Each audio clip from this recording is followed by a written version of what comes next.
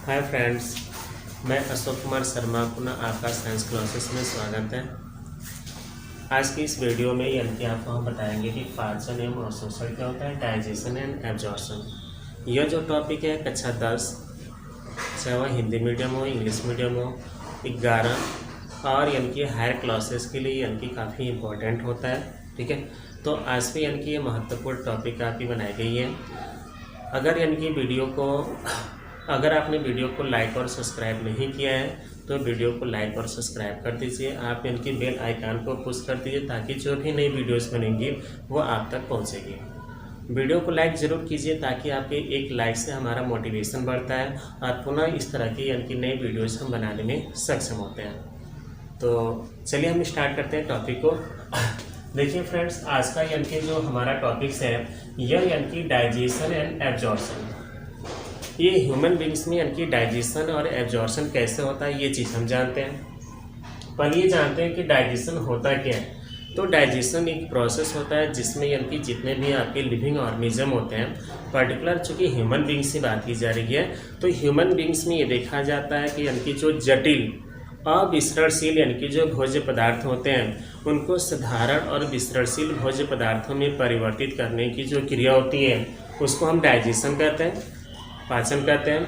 और दूसरा यानी कि अवशोषण जो होता है, उनके पचे हुए पोषक पदार्थों को आंत की दीवारों के द्वारा अवशोषित यानी कि एब्जॉर्ब करने की जो क्रिया होती है उसको अवशोषण कहते हैं। तो फ्रेंड्स, ये जानते हैं कि यानी कि जो डाइजेशन यानी कि ह्यूमन जो डाइजेशन की प्रोसेस होती है यह पूरी प्रोसेस यानी कि एक लंबी सी नली में होती है। मतलब ह्यूमन डाइजेशन की जो पूरी प्रक्रिया है यह 2 चरणों में संपन्न होती है। एक होता है आपका एलिमेंट्री कैनाल और दूसरा जो होता है डाइजेस्टिव ग्लैंड होती है।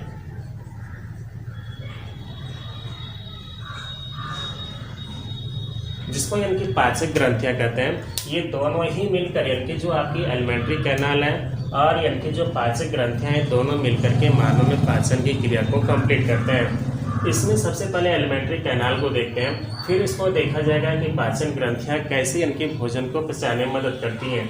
तो फ्रेंड्स, यानी कि जो एलिमेंट्री कैनाल होता है यह माउथ से लेकर एनस तक फैली हुई एक लंबी कुंडलित रचना होती है, कॉइल स्ट्रक्चर होती है, जिसमें यानी कि भोजन जो है माउथ में प्रवेश करता है और डाइजेस्ट होते हुए क्रमशः ये आपका फेरिंग्स, ओसोफेगस, स्टमस से होते हुए आपका डिओडिनम, फिर आपका स्मॉल इंटेस्टाइन से लार्ज इंटेस्टाइन और फिर यानी कि एब्जॉर्ब होने के पश्चात जो वेस्ट होता है वह रेक्टम में आता है, रेक्टम से एनस में चला जाता है।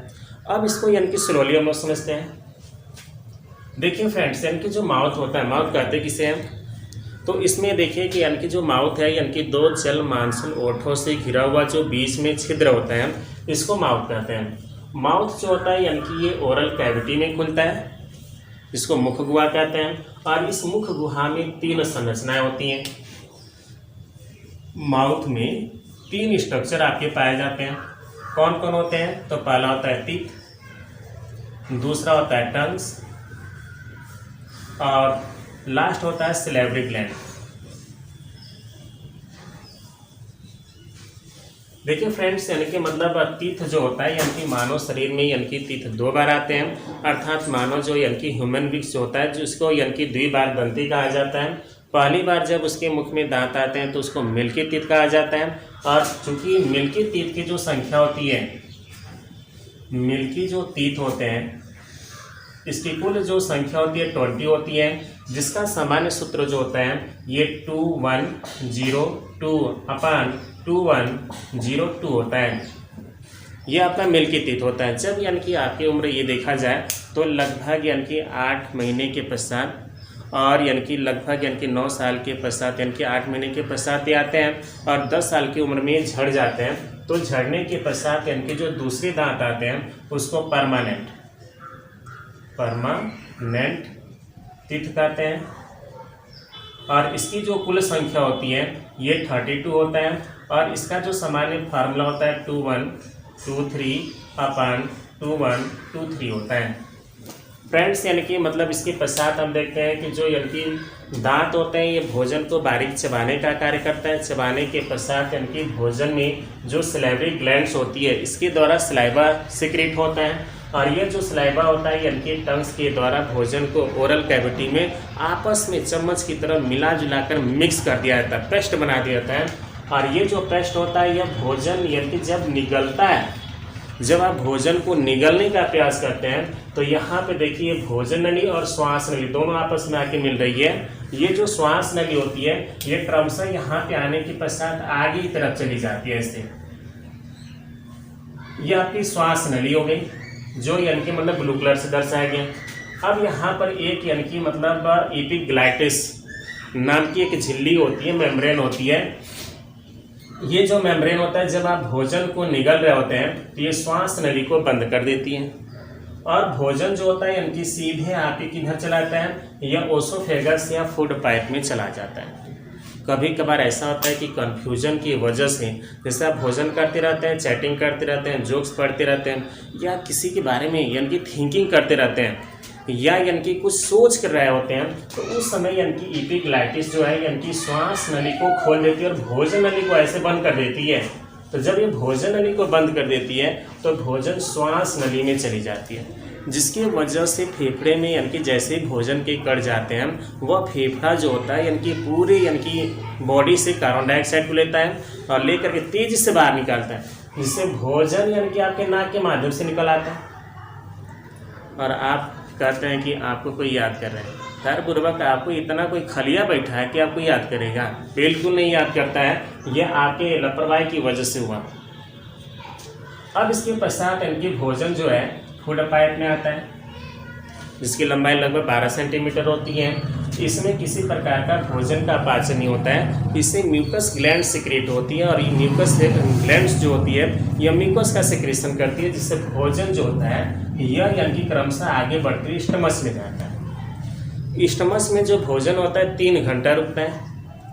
3 घंटा में इसकी जो दीवार है, स्टमच की जो दीवार है, यह गैस्ट्रिक जूस सिक्रेट करती है और यह जो गैस्ट्रिक जूस के अंतर्गत यानी कि मुख्यतः आपका हाइड्रोक्लोरिक एसिड सिक्रेट होता है, जिसका जो पीएच मान होता है लगभग 2 से 4 होता है, मतलब अत्यंत अम्लीय होता है। इतना अम्लीय होता है कि अगर स्किन पे डाल दिया जाए तो फ्रेंड्स स्किन जल जाएगी।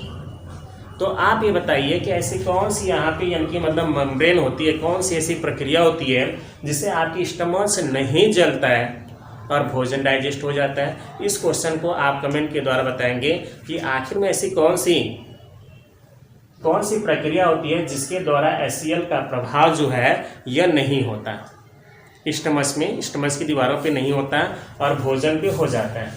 देखिए यहाँ 3 से 4 घंटे भोजन रुकने के पश्चात यानी कि उसमें HCl को मिलाया जाता है। जब HCl खूब मिल जाता है, कायम में परिवर्तित हो जाता है, एक चिपचिपा पदार्थ ये कि यानी कि क्या होता है तरल पदार्थ के रूप में बदल जाता है, जिसको कायम कहते हैं। और यानी कि HCl जो होता है इसके कुछ काम होते हैं, जिससे लार के प्रभाव को समाप्त कर देना, भोजन को अम्लीय बनाना, भोजन में यानी कि जीवाणुओं के संक्रमण से बचाना, भोजन को सड़ने से बचाना। अगर कभी कभी आप खाते समय मछली के कांटा को भी खा गए तो मछली के कांटा कैल्शियम से बना होता है, तो उसको कैल्शियम की मात्रा को समाप्त कर देता है। अब जो भोजन है थोड़ा थोड़ा करके क्या होता है आगे बढ़ता है। यहाँ पे देखिए यानी कि जो सबसे बड़ी जो ग्लैंड्स है यानी कि लीवर है, लीवर पाई जाती है। लीवर की जो कोशिका होती है वह पित्त रस का स्रावण करती है, जो क्रमशः गॉल ब्लैडर पित्त नली यानी कि पित्ताशय में एकत्रित होती है और पित्ताशय में एकत्रित होने के पश्चात यानी कि भोजन यानी कि ग्रहणी में धीरे धीरे स्रावित होता है। यहाँ पर यानी कि नीचे यानी कि ठीक स्टमच के नीचे यानी कि पैनक्रियाज लगा होता है। पैनक्रियाज से यानी कि आपके पैनक्रियाटिक जूस निकलता है और पैनक्रियाज जो होता है यह एक प्रकार की मिश्रित ग्रंथि है, मतलब इसमें एंडोक्राइन ग्लैंड्स भी होती है और एक्सोक्राइन ग्लैंड्स भी होती है, जो भोजन में यानी कि उपस्थित ब्लड में उपस्थित एक्सेस जो यानी कि ग्लूकोज होता है उसको ग्लाइकोजन में परिवर्तित कर देती है।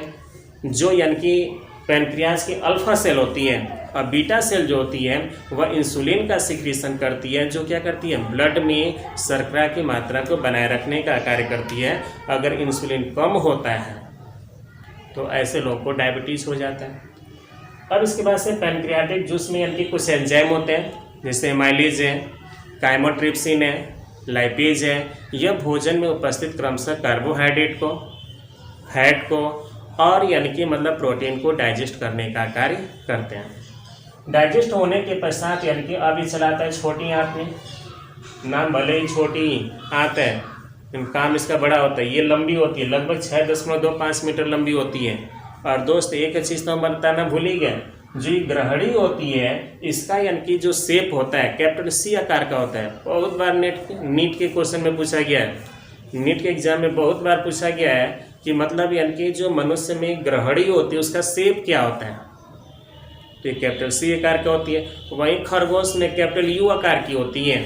ठीक है फ्रेंड्स, तो आगे बढ़ते हैं। अब इसमें यानी कि जो छोटी आंत है इसके द्वारा प्रतिदिन 1.25 लीटर से 1.5 लीटर तक एंजाइम स्रावित होता है, जिसको इंटेस्टाइनल जूस कहते हैं, जिसमें शेष बचे हुए यानी कि बचे हुए जो पोषक तत्व हैं उनको डाइजेस्ट करता है। और डाइजेस्ट करने के पश्चात यानी कि क्या होती है, मतलब छोटी आंत में आते आते भोजन को पूर्णतः डाइजेस्ट कर देता है। तो फ्रेंड्स यहाँ भी एक क्वेश्चन पूछा जाता है कि मानव में भोजन का पाचन है यानी कि कहाँ कंप्लीट होता है, मतलब वियर द यानी कि digestion will be completed in human being. भाई लोग स्मॉल इंटेस्टाइन होता है, ध्यान रखिएगा, भूल के लार्ज इंटेस्टाइन मत लगाइएगा।